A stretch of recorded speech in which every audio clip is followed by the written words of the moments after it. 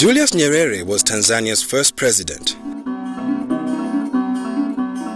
Tanzania's independence from the British was achieved and without bloodshed. Nyerere, a teacher by profession, chose politics over teaching, traveled throughout the country, speaking to tribal chiefs and common people about the case of independence.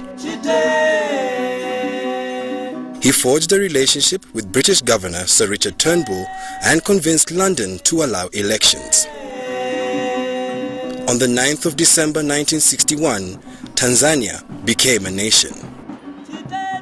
Known as Mwalimu, the Swahili word for teacher, Nyerere had a vision of education and social action that is his legacy.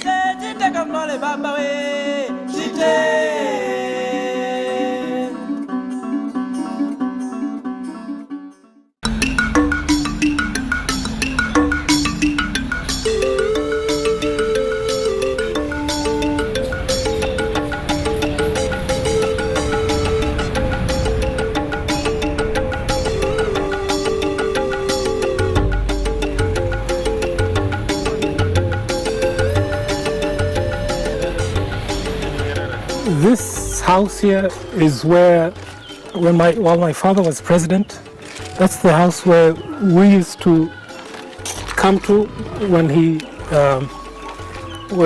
used to spend his end of the year holidays in December. So that's the only house which he owned at that time, apart from the other house he has in Dar es Salaam, which he built through a bank loan. Now, even his colleagues in government, when they saw this house, they felt that it was too small, even for a socialist president.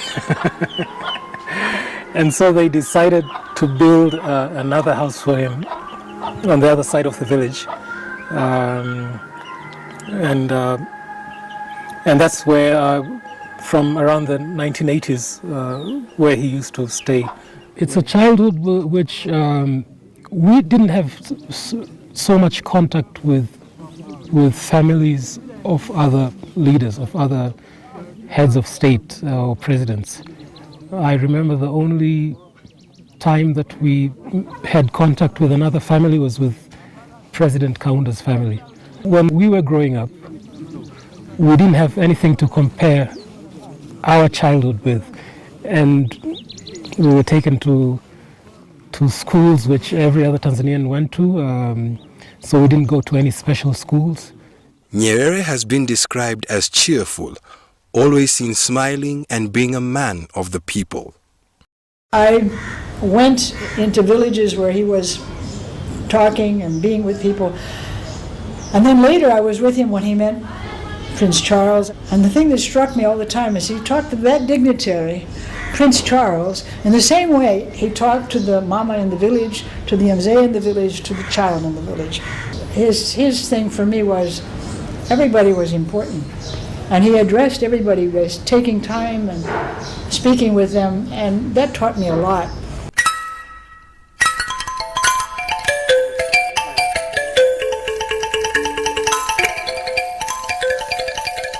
This is my father's collection of books. There are all types of subjects. There is a large section on philosophy. We have books on politics, we have autobiographies, we have books on agriculture, on religion, almost everything. There are more than 8,000 books here. And he read a lot of books all the time. And so most of the books in here he actually bought himself, but some of the books were given to him by various authors, and sometimes by individuals who thought he might be interested to read a certain book. And he read almost everything which is in here.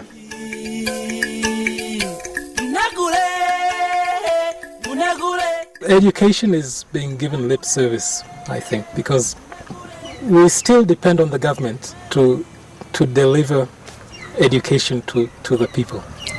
But the problem is this, there's emphasis on buildings, so when you travel around the country, you'll see a lot of buildings.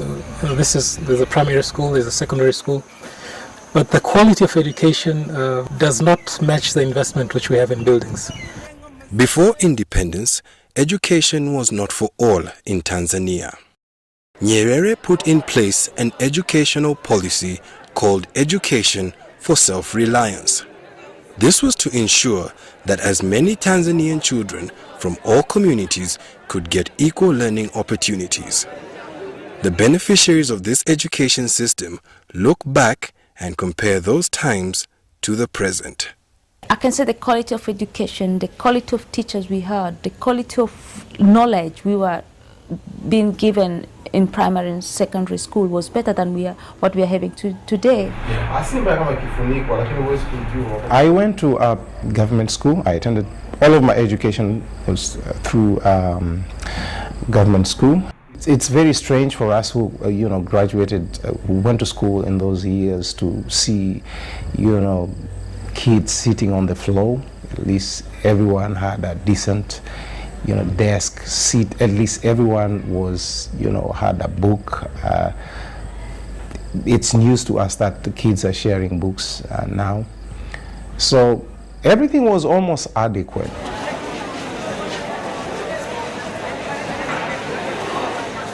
Attention on the school, at ease. Attention, at ease. Attention. Secondary school was where identity started changing. It's because for the first time you went to a school where there were peasants who ran 7 miles to school with the shoes in their hands when in the rainy season, because if you had any dirt on your shoes or your socks, that's it, you were caned. Discipline was very strong.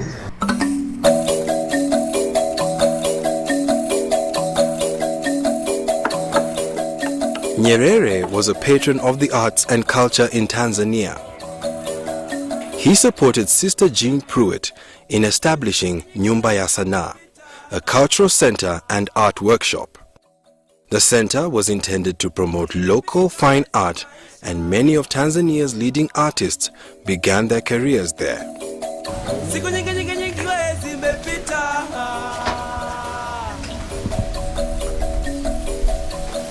This is the draft of the book that I began. The intention of the book, as we're speaking of Mwalimu Nyerere, is the intention really to preserve his legacy to artists. It was he who gave us that land, and it was he who gave us the entree to the donors to build this wonderful gallery and home for artists. And so one of the ways to preserve that legacy is to preserve the art that was produced over 30 years in this sacred space of Nyumba ya Sanaa. We had our first exhibition in 1975 at the National Museum. We had beautiful textiles at that time, wonderful woodcuts, watercolors. So they had these wonderful watercolors and woodcuts and just fabulous works of art. And then that reminds me of Mwalimu. One day I get this little envelope of red seeds, and he sends me a note. I found these on the grounds. Don't you think you can use these for nice jewelry? And so yes, we made earrings and we sent them to him. This is what, so he was even always mindful of us in so many ways, that he found these beautiful red seeds, and they do make wonderful beads for jewelry. So we made Nyerere red seed jewelry. Kwa nakumbuka niliwahi kupata oda kutoka kwa mwalimu alikuwa anataka kupeleka zawadi Nigeria, nadhani kwa Babangida. Akienda nje mara nyingi kazi naifanya mimi. Kwa hiyo nilikuwa nikifanya hiyo michoro. Sasa kama mara 3 alikuwa akija kuchukua kazi zinahitaji kwa michoro, bwana uchole, mwalimu anahitaji. Tunachora anatupelekewa. Sasa siku ya kukutana ilikuwa hiyo siku ya ufunguzi, niona sasa leo tutakutana na mwalimu. Kwa hiyo kwa kweli hiyo siku ilikuwa siku maalum kwangu, na kwa sababu naelewa mwalimu anatusaidia sana, mara nyingine anatoa support nyingi hapa. Sasa ilikuwa kitu kwangu ni maalum.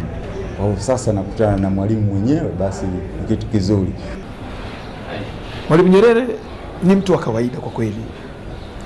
Alipokuja baada ya kunigusa nikasikia mwili unasisimka, alafu baadaye nikamzoea. Lakini akawa ananiuliza maswali baadaye, tena akaniuliza kama je, ulijifunza sehemu yoyote kama Ulaya au wapi? Nikamwambia mimi sijawahi kufika Ulaya na sitegemei kwa hali hii kufika Ulaya. Lakini alitamka pale pale Mwalimu Nyerere kwamba kama hujapita Ulaya, sasa ni wakati wako. Kwa ujuzi kama huu utapita kila mara Ulaya. Kweli milango ilifunguka na ndio mwanzo wa kuanza sasa kwenda Ulaya baada ya tamko lake. Kwa kweli niliona ni miujiza mikubwa sana. Alizungumza alafu baadaye ilikuwa vile. Nimekwenda Ulaya mpaka safari nikachukia kwamba naenda Ulaya leo, wanapanga nenda Ulaya. Nikasema naenda kule kule. Kwa kweli ilikuwa ni miujiza mikubwa sana. Alafu kila mara nikienda Ulaya, nikiwa Ulaya nakumbuka sauti ya Mwalimu Nyerere. Kila nikienda Ulaya nakumbuka sauti ya Mwalimu Nyerere.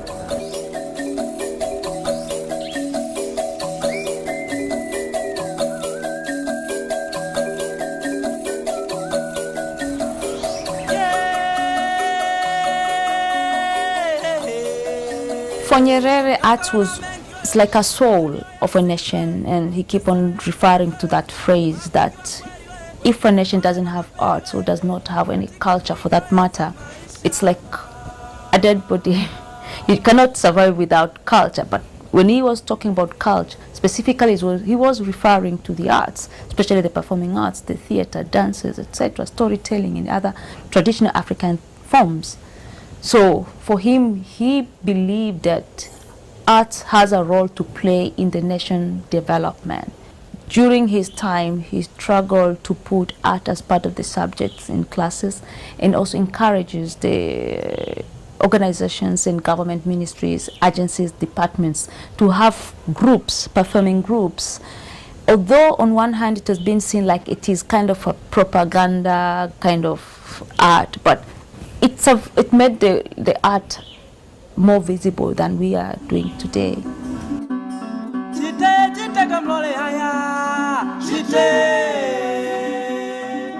As the nation's first president, Julius Nyerere implemented an economic program that many labeled socialist.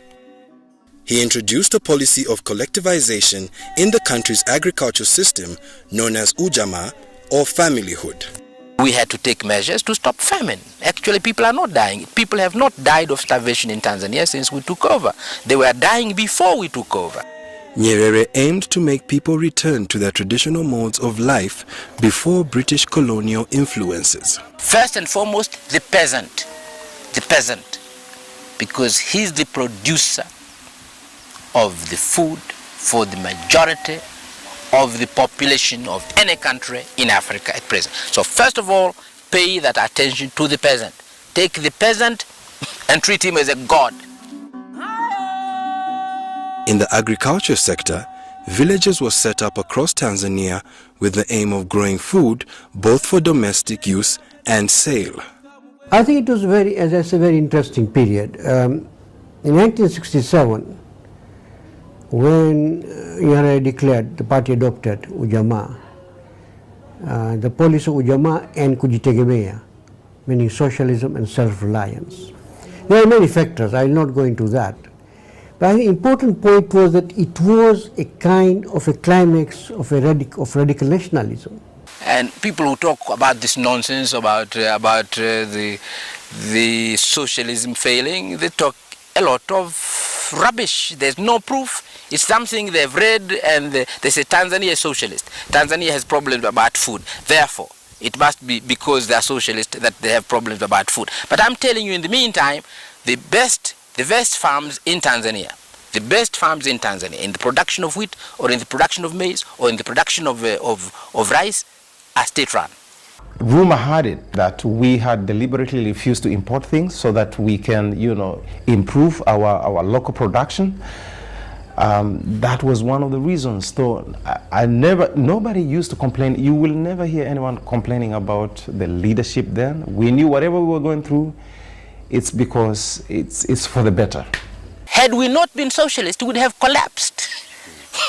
You just simply go around, I'm saying, go around and discover that had we not been socialist, had we not been following the policies which we announced in 1967, we would have collapsed.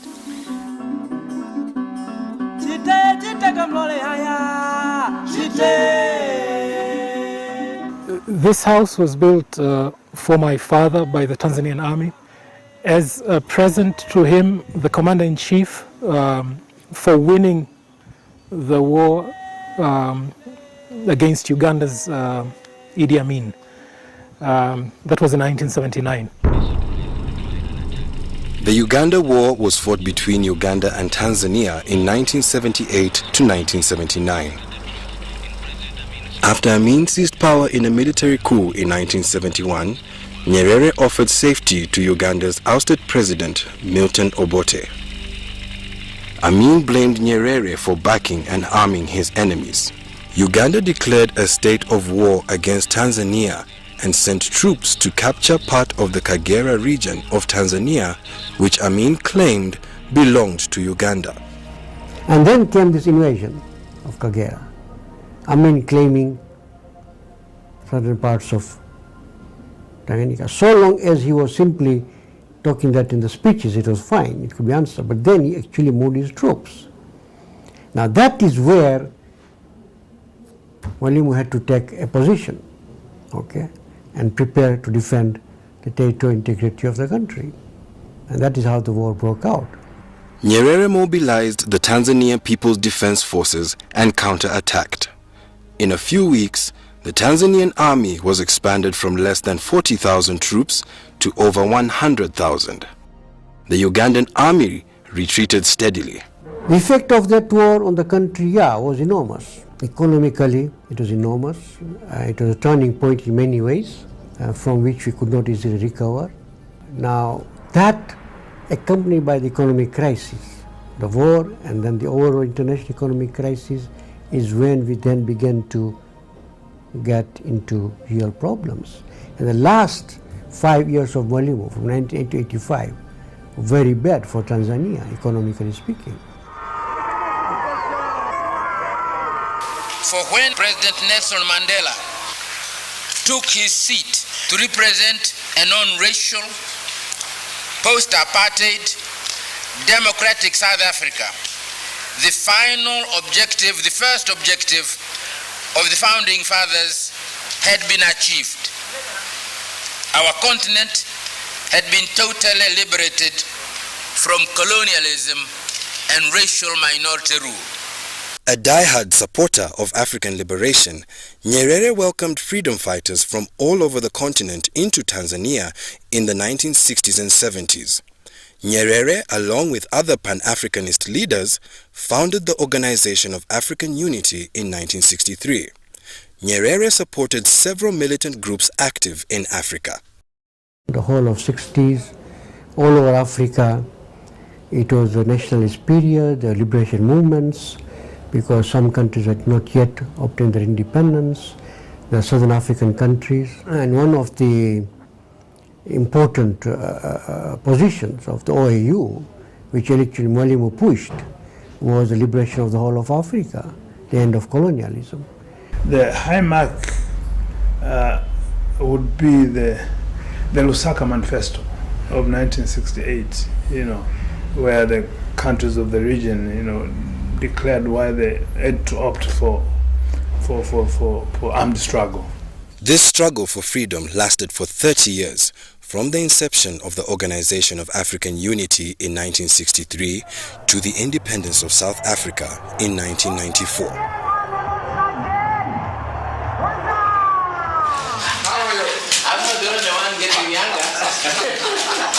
When Mandela and Winnie came to Tanzania, I just wanted so bad to meet Mandela. And of course, Mwalimu knew this. And so the day that he was here, I didn't know the arrangements, of course, and I had already booked. I had a meeting in Arusha, so I had a ticket. I was on the way out of my door, and here's a State House car coming to pick me up to go and meet Mandela. And I couldn't go, because I had this commitment. So I was so sad because I had to go. I just couldn't keep this commitment. So when I got back, I got this call from Mwalimu, and he says, come to my house for dinner. So I went to his house, and he says, since you miss Mandela, you can sit with me and we can watch Mandela. Visit to Tanzania. So here I am sitting beside, and of course tears falling down my face, watching with Mwalimu the visit of Mandela. That was an awesome moment for me.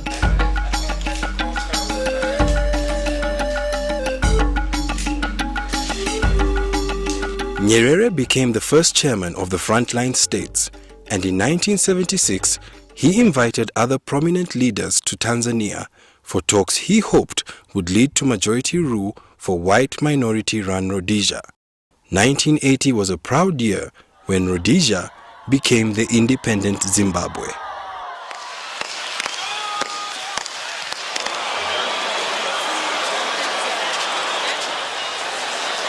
Namibia too fought hard to free itself from the clutches of South Africa, and Nyerere vowed to help. In 1968, Samuel Nujoma, president of Southwest Africa People's Organization, SWAPO, flew to Tanzania to attend talks at the Council for Southwest Africa. Nujoma's army of freedom fighters was engaged in a grisly war against white South African soldiers, trying desperately to hold on to their colony. In 1990, Namibia celebrated Independence Day and Nujoma was sworn in as president. I've claimed that the third world does exist and has a meaning which can be used for the betterment of the masses of poor people in the world. Nyerere once said, "Without unity, there is no future for Africa." Through his role in the liberation of African states, he stood true to these words. My warning to our people is directed at both ends. Never be complacent. Always examine yourself. Can't you do better? Couldn't you do better? But don't be so self-critical that you despair. Despair is the unforgivable sin.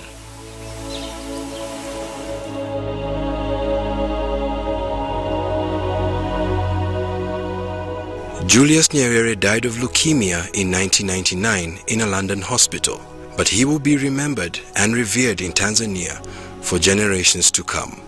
This mausoleum was built as part of the construction of the house. Actually, when he was buried in 1999, it was just an open grave.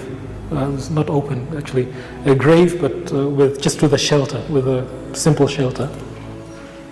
And it was about 2 years later that it was decided to build this mausoleum around here.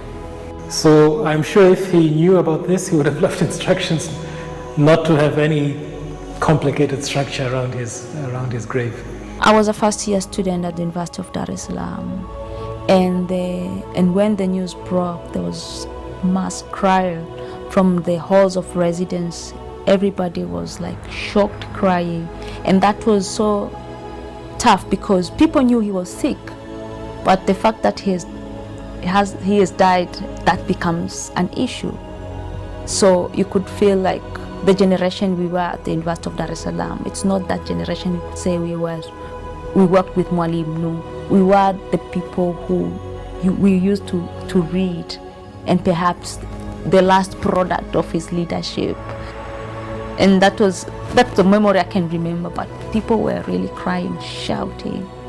And almost for about 2 weeks or so, things were on a standstill.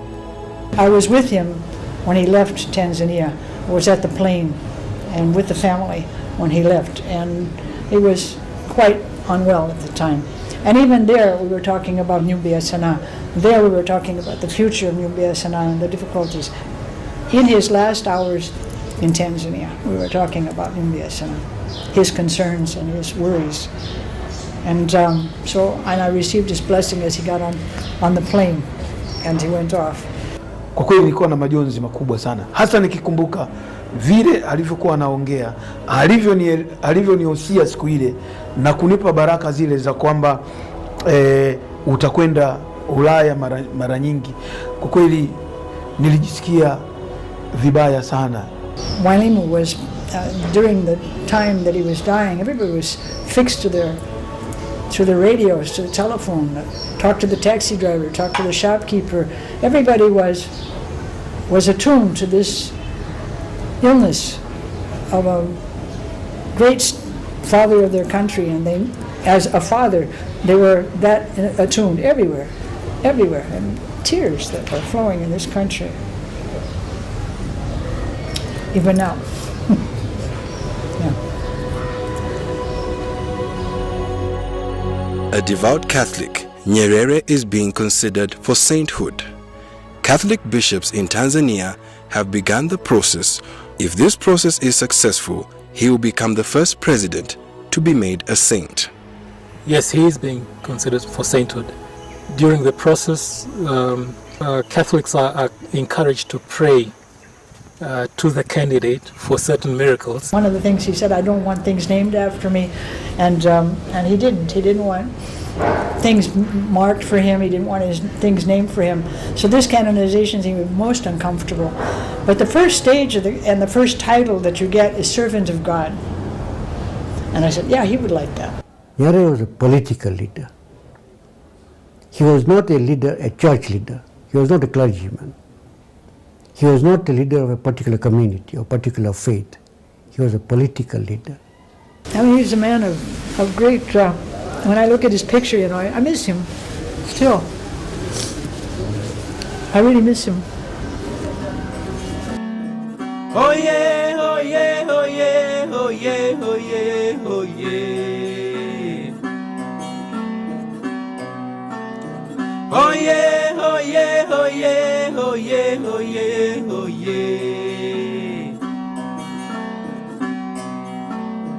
Oh yeah, oh yeah, oh yeah, oh yeah, oh yeah, oh yeah.